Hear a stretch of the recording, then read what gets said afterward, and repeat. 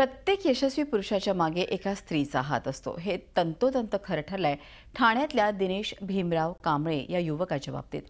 केवळ कठोर परिश्रम आणि जिद्दीच्या जोरावर त्यानं थेट ब्राझीलपर्यंत तिरंगा फडकवलाय आणि यात त्याच्या मदतीला धावत आली ती त्याची सहचरणी।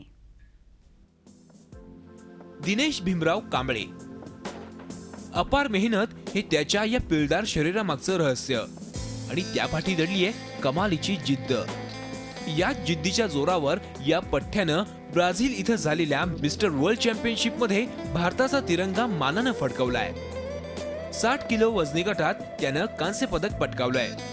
घरची परिस्थिती बेताची, वडील सिक्युरिटी गार्ड म्हणून नोकरीला। अशात दिनेशला बॉडी बिल्डिंगचा नाद लागला आणि घरात मेडल्सचा पाऊस पडू लागला।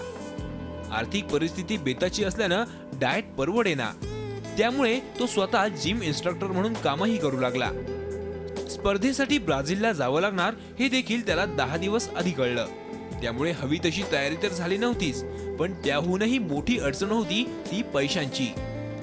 सारे प्रयत्न करून झाले, मात्र कुठूनही मदतीचा हात मिळेना। अशात त्याच्या पाठीशी उभी राहिली ती त्याची सहचरिणी दीपिका। दीपिकानं स्वतःचे सर्व दागिने विकले, तरीही पैसे कमी पडतात म्हणून मंगळसूत्रही विकले आणि पैसे उभे करून दिनेशला ब्राझीलला पाठवलं। फायनान्शियली खूप प्रॉब्लेम आले, त्याच्यामुळे मी माझे कर्ज काढलं, परत वाईफची ज्वेलरी वगैरे गहाण वगैरे ठेवून असे म्हणजे जमून मी वर्ल्ड चॅम्पियनशिपसाठी गेलो। कोणी मदत केली नाही, कोणी फायनान्शियली मदत नाही केली, कोणी पॉलिटिशियननी मदत नाही केली किंवा कोणी असे आहेत त्यांनी कोणी असे पुढे आले नाही हेल्पसाठी। बाहेरून काही लोन काढलं, ज्वेलरी माझी गहाण ठेवली आणि असं करून मग त्यांनी जमवजमव केली आणि मग आर्थिक परिस्थिती। कोणी मदत सरकारकडून का दुसरीकडून? नाही, सरकारकडून काहीच मदत नाही झाली। ठाणे म्हणजे दहीहंड्यांचं शहर।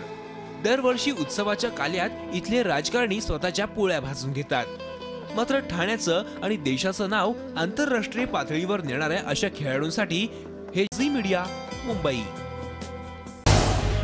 झी 24 तास रहा एक पाऊल पुढे।